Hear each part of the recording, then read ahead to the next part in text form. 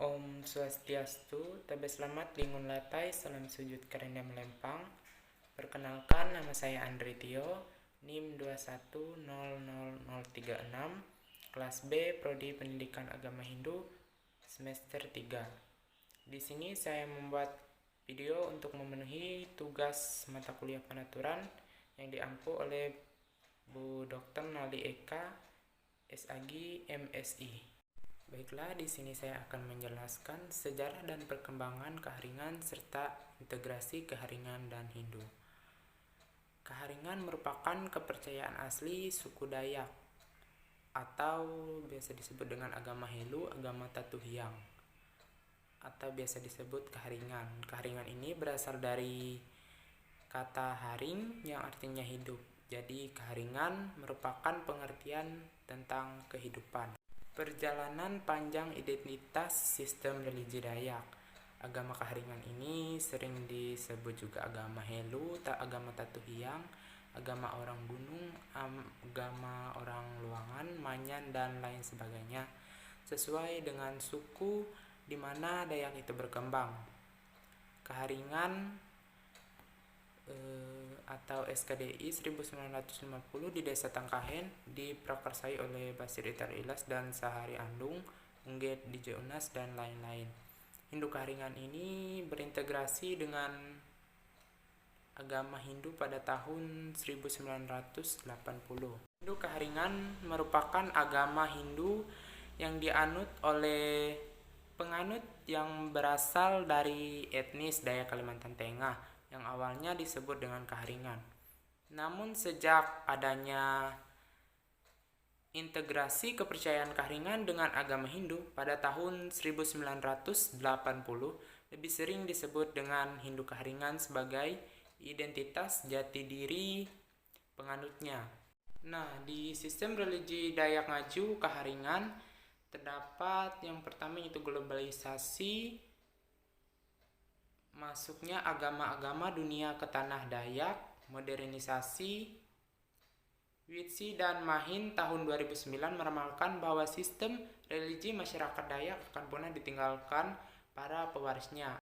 Intervensi negara dalam bidang keagamaan seperti Undang-Undang Nomor 1 PNPS garing 1965, Undang-Undang Nomor 5 tahun 1969, dan SK atau Surat Keputusan Menteri Dalam Negeri pada tahun 1974. Nah, dalam alasan penganut sistem religi Dayak Ngaju melakukan adaptasi integrasi ada dua faktor, yaitu internal dan eksternal. Kalau yang internal yaitu keinginan berubah, pengakuan jati diri, peran intelektual tokoh dan pemuka agama. Yang kedua yaitu eksternal. Eksternal termasuk dalam politik keagamaan, ekonomi, pendidikan, konversi agama, MBAHK, INTP, Palangkaraya. Nah, strategi adaptasi penganut Keharingan terhadap agama Hindu. Yang pertama yaitu tindakan akomodatif terhadap ajaran agama Hindu. Yang pertama seperti kita mengucapkan salam yang diawali dengan Om Swastiastu. Habis itu tabe selamat tingun latai, salam sujud karende melempang. Di sini merupakan kita tindakan akomodatif kita terhadap ajaran agama Hindu. Yang kedua yaitu nama Tuhan.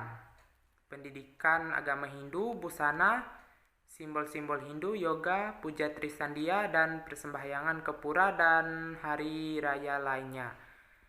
Yang kedua yaitu revitalisasi sistem religi Dayak Ngaju. Yang pertama yaitu rumah ibadah atau balai besara, pencetakan panaturan, kandayu, buku petunjuk upacara keagamaan, buku tawur, dan lain-lainnya dengan berkaca pada Hindu lainnya yang lebih sudah maju. Yang ketiga yaitu revitalisasi sistem religi Dayak Ngaju, seperti struktur organisasi, agama, dan festival keagamaan yang telah dilakukan seperti di tingkat kabupaten dan tingkat provinsi. Bahkan ada tingkat desa. Selanjutnya yaitu yang keempat, resistensi sistem religi daya maju terhadap agama Hindu. Upacara keagamaan seperti tokoh-tokoh yang diutamakan yaitu seperti basir, imam, orang suci, basarah, teologi, sarana upacara lainnya. Nah, implikasi integrasi keharingan dengan Hindu. Yang pertama yaitu implikasi terhadap identitas dan ajaran. Yang kedua yaitu implikasi dalam kehidupan keagamaan dan budaya. Yang ketiga yaitu implikasi dalam kehidupan bidang pendidikan, ekonomi, dan politik. Implikasi integrasi keharingan ke dalam Hindu yang pertama yaitu di dalam bidang pendidikan. Nah, sebelum berintegrasi ke dalam agama Hindu, sangat sulit mencari penganut keharingan yang memiliki pendidikan yang memadai. Dan hampir semua bidang ilmu. Akan tetapi setelah integrasi kepercayaan keharingan ke dalam agama Hindu, penganut keharingan sudah banyak yang memiliki pendidikan sarjana strata 1 atau S1 dan strata 2 atau S2. Yang kedua yaitu di bidang ekonomi. Nah, generasi keharingan sudah banyak menduduki jabatan-jabatan strategis di pemerintahan. Beberapa ada yang menjadi guru, kepala sekolah, kepala dinas, kepala kantor, dokter, perawat, dan lain-lainnya. Ini merupakan prestasi yang diperoleh setelah penganut keharingan berintegrasi dengan agama Hindu. Kondisi seperti ini yang lebih seperti yang telah diuraikan secara sosial ekonomi tentu menghantarkan masyarakat dalam penganut keharingan pada posisi kehidupan yang lebih baik dari yang sebelumnya. Yang ketiga yaitu bidang kebudayaan.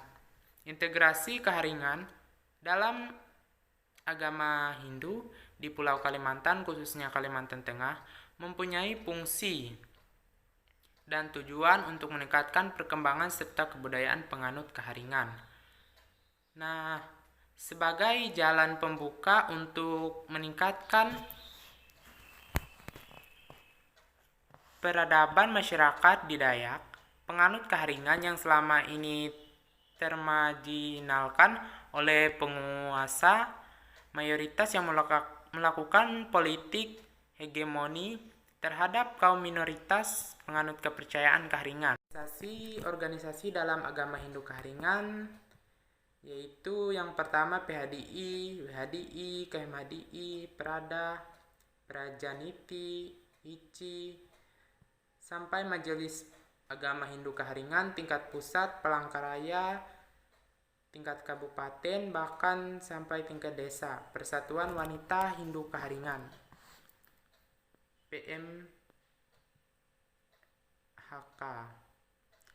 Yang selanjutnya yaitu kegiatan keagamaan. Yang pertama yaitu Utsawa Dharma Gita, Jambore Pashraman, Festival Seni Sakral, Temu Karya Ilmiah Perti Hindu, kegiatan nasional lainnya, Festival Tandak Intan Keharingan. Mungkin sekian yang dapat saya jelaskan tentang sejarah perkembangan keharingan dan integrasi keharingan dan Hindu. Akhir kata saya ucapkan Paramasanti, Om Santi Santi Santi Om Sai.